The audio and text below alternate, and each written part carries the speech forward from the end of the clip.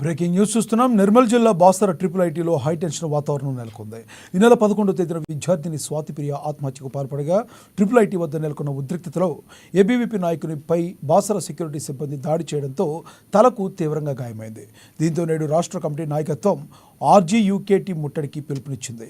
తెల్లవారుజామున ట్రైన్ దిగి IIIT ముట్టడికి ఇతర ప్రాంతాల నుంచి వచ్చిన 35 మంది ఏబీవీపీ నాయకులను ముందస్తు సమాచారంతో పోలీసులు అరెస్టు చేశారు. ఎక్కడ ఎటువంటి అవాంఛనీయ సంఘటనలు జరగకుండా IIIT వద్ద భారీ బందోబస్తు ఏర్పాటు చేశారు జిల్లా ఎస్పీ జానకి షర్మిల.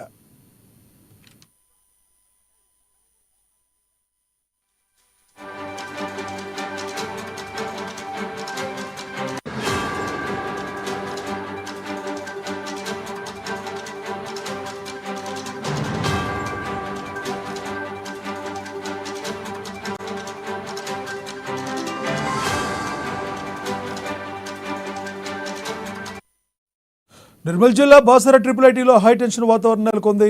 ఈ నెల 11వ తేదీన విద్యార్థిని స్వాతిప్రియ ఆత్మహత్యకు పాల్పడగా IIIT వద్ద నెలకొన్న ఉద్రిక్తలో ఏబీవీపీ నాయకులపై బాసర సెక్యూరిటీ సిబ్బంది దాడి చేయడంతో తలకు తీవ్రంగా గాయమైంది.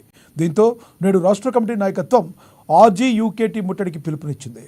తెల్లవారుజామున ట్రైన్ దిగి IIIT ముట్టడికి ఇతర ప్రాంతాల నుంచి వచ్చిన 35 మంది ఏబీవీపీ నాయకులను ముందస్తు సమాచారంతో పోలీసులు అరెస్టు చేశారు.